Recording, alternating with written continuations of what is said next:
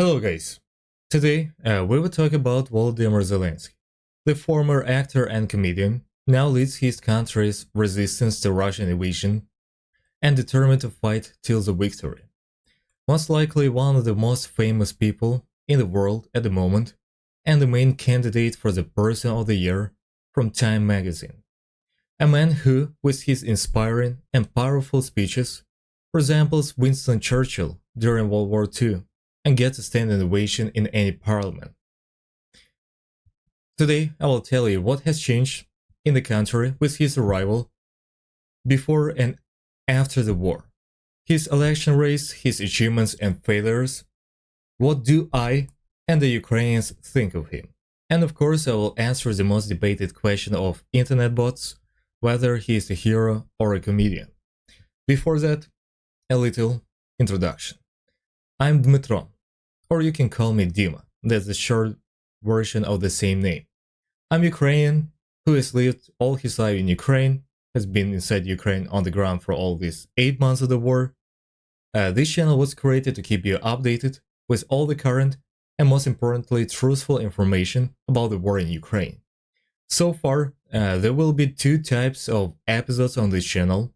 The first one is video updates, so I'll be telling you the most important events related to this war. I'll be releasing them almost on a daily basis. It will be mixed with my thoughts about each and every topic and detailed analysis all the front. As well, I'll be releasing episodes about the pre-selected topics. Like today, I decided to tell you about our president. So without further ado, let's start. Zelensky came to power in 2019.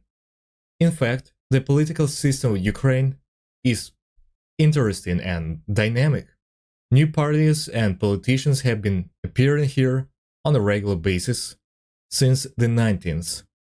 In our country, Ukrainians are very often getting disappointed in the presidents and over time getting disappointed in the deputies present in the parliament.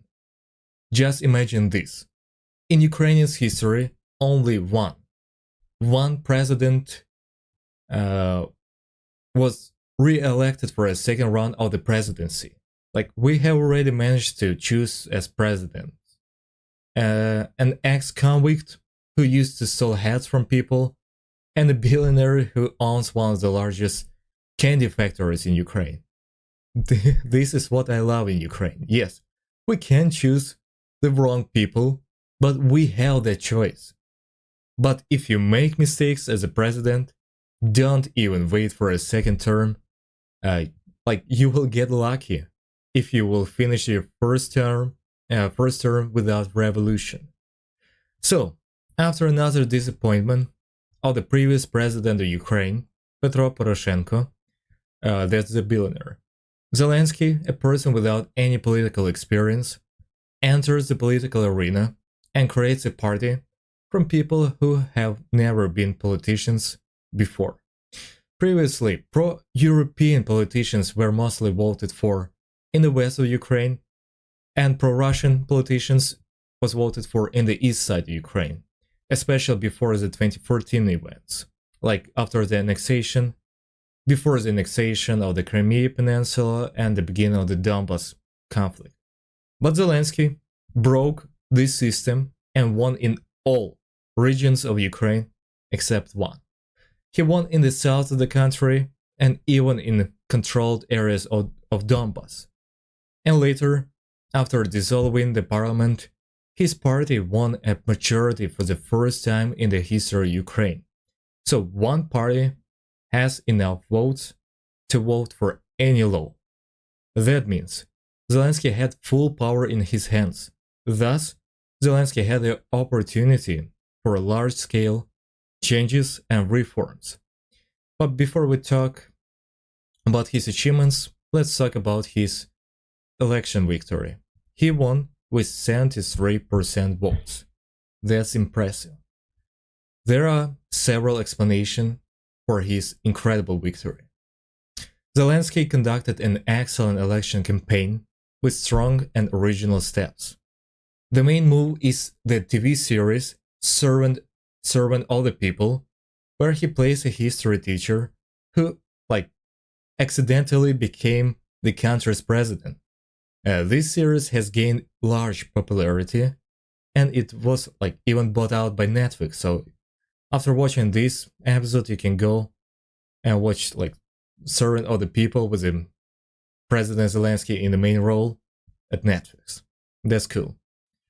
And now the author rights to this series has been bought out by more than a dozen countries. I've even already seen footage from the Polish TV series adaptation, if I'm not mistaken. Anyway, also Zelensky was the leader of the comedy team, which was massively popular in Ukraine like for years. Kvartal 95. On the New Year's Eve, there was their comedy TV shows that broke all viewing records. And then, guess what Zelensky did? Like, he announced that he was running for the president just a few minutes before New Year's Eve. Like, in order to spread this information as quickly as possible, so to speak, on the hype. You probably already noticed that after the invasion began, that Zelensky's most powerful weapon is the phone and social networks. But it had been his weapon for like far before the invasion began. He promoted his election program by recording a lot of different videos on the YouTube and on Instagram, and due to this, he received incredible high support, especially from young population. After 2 years of presidency, just before the war, Zelensky rating began slightly to fall, which is a normal phenomenon in all democratic countries of the world. Because like I would say in 90% of cases, new leaders do not fulfill all their promises. But as for the president of Ukraine, because once again, Ukrainians usually are much more likely to be disappointed already at the equator of the presidency. So Zelensky still had a high approval rating. Like, I would say approximately 43% if I'm not mistaken. Okay, what were the achievements and failures during Zelensky presidency? All the positive sides. There were good reforms. Finally, the law on the purchase of land was adopted. It was a law that allowed private ownership of land. This is an incredible, necessary and priority reform for Ukraine. With adoption of this reform, I would say the country was like 30 years late, which significantly slowed down the country's development. In my opinion, like the best achievement was the digitalization of the country. This is the transfer of public services to the internet. An application was created, which is called from the Ukrainian action, or DIA in Ukrainian. Like this is like the country in the smartphone. Electronic documents were equated to paper documents. From then on, Ukrainians did not have to carry a passport or driver license. We can change our residence permit, order a vaccination certificate, pay fines, and even shortly before the invasion of Russian forces, the possibility of surveys of people was added. The authorities directly asked people in this application our opinion on this or that issue, and as a result of these surveys, the government could make some conclusions and follow the wishes of the citizens of our country. What's more, the authorities promised to add the ability to cast your vote in a few clicks through the same app action before the next presidential election. So yes, I'm gonna be able to vote for my next president lying on my bed, holding a smartphone in my hand. It's just like that simple. That's pretty cool. This system of digitalization is already being purchased by several European countries, so once again, it's a big deal. And I will not forget to remember the big construction of Zelensky. Thanks to this project, an incredible number of roads Bridges and schools were built or repaired, and this list can go on. Roads are very important because they are the arteries of the economy. And by the way, now there are jokes that are going around here in Ukraine that thanks to Zelensky big construction, it is easier for Russian tanks to drive on new repair roads.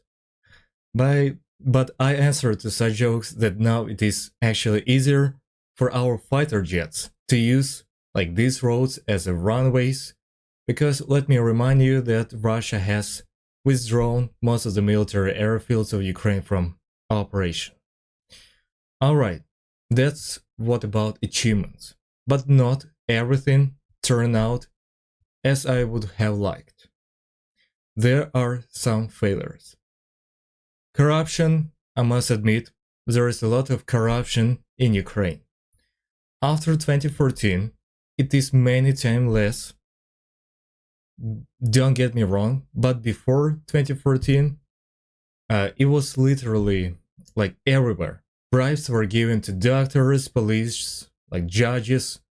But even after the full-scale invasion of Russia, this corruption it did not go anywhere. Zelensky, with full power in his hands, failed to eliminate it. The only achievement is a law on so-called oligarchs, billionaires who have a large influence on the political system of Ukraine. So with this law, Zelensky administration attempts to reduce their influence on the state policy. That's good, but it's not enough. Let's move on. Remember I said that new people, new faces, who were mostly unknown to the Ukrainians, joined Zelensky's party. So unfortunately, because of the rush and the lack of selectivity with the recruitment of these deputies, many of them during Zelensky presidency got into quite big political and corruption scandals. Some deputies were called political mandarts, and the prime minister and the government itself has already been changed twice.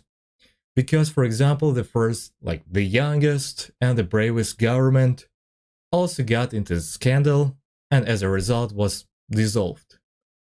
At least they are making changes, right? Okay, I mentioned reforms in achievements, and I will also mention reforms in failures. Why? Because many expected and promised reforms were not launched. This is a medical reform, and what is most important for Ukraine is a judicial reform, because our court is incredibly corrupt, and this is a very big problem for our country. I hope that this will change anytime soon. Now let's talk about what happened after February 24th and the start of a full-scale war. Since the Russian strikes began on the February 24th, Zelensky has captured the world's imagination, often dressing in a military green t-shirt, as he urges people to press the fight during videos. He posts to Instagram, Facebook from the center of Kyiv, from Bankova Street, his location of his administration. On the first day, he used his most powerful weapon once more, his phone, and encouraged people to resist. In the same video, he promised to provide daily video updates, and now it's been right now it's been 8 months, and he still keeps that promise and releases a video message every single day. Zelensky has become a symbol of our resistance to Russian aggression. He did not escape from Kyiv when the city was under siege by the Russians, motivated all Ukrainians to fight and not give up. All Ukrainians followed his example and believed in our troops and that not everything was doomed. When the Pentagon gave 96 hours to capture Kyiv and offered Zelensky airlift him out of the country for his own safety, instead of taking the offer, his response was, quote, "The fight is here. I need ammunition, not a ride." That's a badass phrase. And by the way, t-shirts with this phrase were even sold in USA on Amazon, and it was quite in demand. So, the moment Zelensky told his people he refused to flee, Ukraine refused to fall. I strongly believe that Zelensky is doing a great job regarding foreign policy. Zelensky spoke frequently with Western leaders, urging them to increase sanctions on Moscow in the hope of breaking the Russian advance. Zelensky has since been on a virtual tour of capitals to rally support for Ukraine. In addition to the United Nations and the United States Congress, he has addressed people in the UK, Germany, Switzerland, in Japan, all over the world, in all the democratic countries of the world. Among others, with plans for further outreach to seek assistance and keep this international pressure on Russia. All these appeals end in a stand invasion. He lured all swaying countries to the side of Ukraine. And I can tell you with confidence that it is thanks to Zelensky's foreign policy that we have so much military and political support on the world stage. What's interesting, he's brutally honest and straightforward, which is I really like him, that quality. In the first month of the war, in speaking to NATO, he called them weak. In speaking to United Nations organization, he said, if you can't help, you shouldn't exist. By the way, I still agree with the last statement. NATO, on the other hand, dramatically changed its politics toward Ukraine. A bit later in the war, they provided incredible amount of support, but that's a topic for a different episode. And let's talk about what Putin and Russian propaganda thinks about Zelensky. That's my favorite topic. Putin calls Zelensky a drug addict, I don't know, a Nazi, which is incredibly funny to me. First of all, he's Jewish. He is Jewish. And one of his grandfathers was killed by the Nazis. And yeah, Zelensky even did not communicate, speak in Ukrainian language his whole life. He was speaking Russian and only switched to Ukrainian in the year of coming to power, in 2019. Ironically, this year in 2022, in the interview with the opposition Russian media, it was clear that Zelensky was already forgetting the Russian language and constantly asking his advisors in Ukrainian how this or that word would be in Russian, because he just forgot about it, forgot this language. But all of that warms my soul. Oh, and yeah, favorite question of internet bots. When asked whether Zelensky is a comedian or a hero, the answer is hero. He is a hero. Yes, he was a comedian, but let's not forget that Zelensky studied law at university, but after graduating, entered the entertainment business, founding a television production company, and later became the head of the directing team that made films and TV shows that gained popularity not only in Ukraine. If you wonder what Ukrainians thinking of him, basically all Ukrainians consider him a hero. And their approval rating now has skyrocketed. By independent polls, now he has more than 90% approval rating.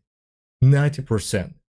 Let me remind you that before the war he had around 43% of approval rating. What's the best way to put it? I want to say that leaders don't become legends often, but over these 8 months of the war, this 44 years old former comedian inspired our country to stand up to the overwhelming Russian forces. We won the Battle of Kyiv, we held back the Russians in the south and in the Donbass, and now we are conducting a very successful counteroffensive. By this time, we are on the way of winning this war, and our president played a significant role in this. Okay, that's gonna be all for today. But hear me out. This is a newly created channel. The YouTube algorithm works in such a way that it is promoted by likes and comments. I'm taking this channel seriously, and I'm determined to keep providing you updates. So if you like what I'm doing, please hit this like button below and subscribe button below. And if you have any feedback or you have any idea how I can improve my content, leave me a comment down below as well. Until the next episode, guys.